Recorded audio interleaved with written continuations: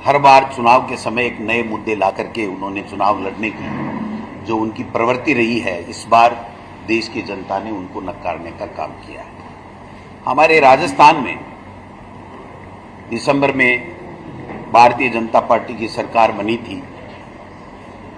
माननीय भजनलाल शर्मा जी मुख्यमंत्री बने और जब से हम देख रहे हैं कि मुख्यमंत्री जी में, मंत्रिमंडल के साथियों में, भारतीय जनता पार्टी के जनप्रतिनिधियों में और ब्यूरोक्रेट्स में कोई समन्वय नहीं है और उसका खामियाजा प्रदेश की जनता को हो रहा है। और अब तो हद हो गई जब 55 डिग्री सेल्सियस तापमान और पानी के लिए हाहाकार मची हुई है, लेकिन फिर भी माननीय मुख्यमंत्री जी और उनके मंत्रिपरिषद के साथी भारत भ्रमण की यात्रा पे निकले हुए हैं। उनको राजस्थान की जनता से कोई सरोकार नहीं।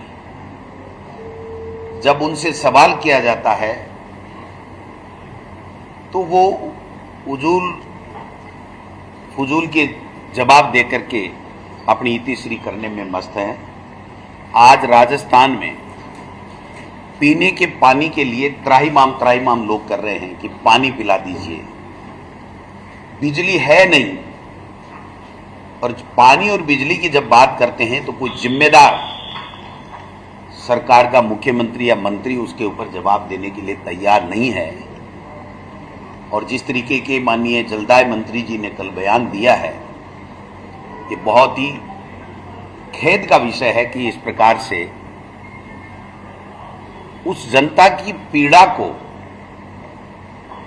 उन्होंने किस प्रकार मजाक में उड़ा दिया।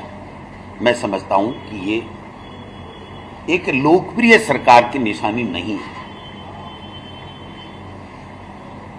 आज कहीं भी देखो पानी के लिए धरने दिए जा रहे हैं, बिजली है नहीं, और फिर भी औचक निरीक्षण के अलावा कुछ भी नहीं किया जा रहा है। और औचक निरीक्षण का रिजल्ट क्या आया ये किसी को पता नहीं है। तो ऐसे में मैंने आज महामहिम राज्यपाल महोदय से कटसी मीटिंग के लिए समय लिया था और मैंने उनसे आग्रह किया है कि हमारी राजस्थान की चुनी हुई सरकार तो भारत भ्रमण पे निकली हुई है, जनता की सुध ले नहीं रही है, बिजली पानी के बारे में कोई चर्चा करने के लिए तैयार नहीं है। ऐसे में आपसे आग्रह है कि आप कम से कम जो जिम्मेदार अधिकारी हैं उनको निर्देश दें कि लोगों को पानी उपलब्ध कराए, बिजली उपलब्ध कराए और गर्मी से राहत मिले। करीब करीब 10, 12, 15 मौतें भी इस तेज गर्मी के कारण से, लू के कारण से हो गई है।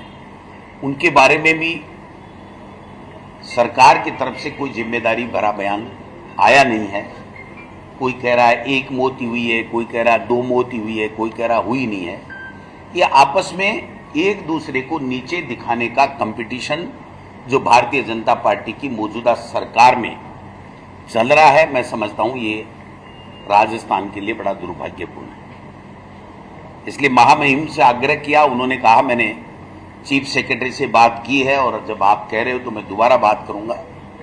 और मैंने उनसे आग्रह यह भी किया कि आप कुलाधिपति हैं, इसलिए जो विश्वविद्यालय की परीक्षाएं हैं और जिस प्रकार की खबरें समाचार पत्रों से हमको मिल रही हैं, प्रिंट मीडिया और इलेक्ट्रॉनिक मीडिया से, कि हमारे राजस्थान में भी कई प्राइवेट विश्वविद्यालय फर्जी डिग्रियां बांटने का काम कर रहे हैं।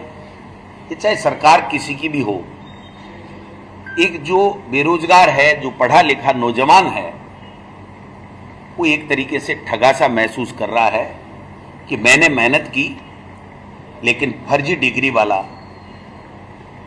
सेटिंग करके नौकरी पा गया और मैं मेहनत करने वाला रह गया। तो मैं समझता हूं इस बात का भी हमने उनसे आग्रह किया है कि आप चूंकि कुलाधिपति हैं, इसलिए हम आपसे आग्रह करते हैं कि ये जो फर्जी डिग्रियों का, मैंने कल परसों अखबार में पढ़ा था कि कोई पीटीआई लग गया, कोई कुछ लग गया, वो किसी भी समय लगा हो, चाहे वो हमारे समय में लगा, चाहे वो आज के समय में हो, चाहे पहले के समय में हो, ये गलत है। तो ऐसे लोगों की जांच की जानी चाहिए और जांच करके जो फर्जी डिग्री के लोग हैं उनको आप बाहर निकालें, और जो सही मेहनत करने वाले, सही डिग्री लेकर के जो मेहनत करते हैं उनको मौका मिलना चाहिए, उनको नौकरियां मिलनी चाहिए। ये 2-3 बातें मैंने, जो कर्टसी मीटिंग थी हमारी, उससे हमने आग्रह किया है। चूंकि उनका पिछले दिन ऑपरेशन भी हुआ था, तो मैंने कुशल क्षेम भी उनसे पूछी है और बहुत ही आत्मीय मुलाकात उनसे हमारी हुई है। मैं समझता हूं कि मैं सरकार से ये मांग करता हूं कि आपस की जो नीचा दिखाने की एक दूसरे को होड़ आपने मचा रखी है, नैतिक जिम्मेदारी तय करने की जो लालसा आप में जगी हुई है, उसको आप एक बार 4 तारीख तक विराम दें और लोगों के लिए बिजली पानी की व्यवस्था करें, दवाई की व्यवस्था करें। हॉस्पिटल में जो हमारी माता बहनें प्रसूताएं हैं, वो बाहर गर्मी में दम तोड़ रही हैं, उनको कोई इलाज नहीं मिल रहा है। सारी जो अच्छी योजनाएं थी उनको बंद कर दिया गया है।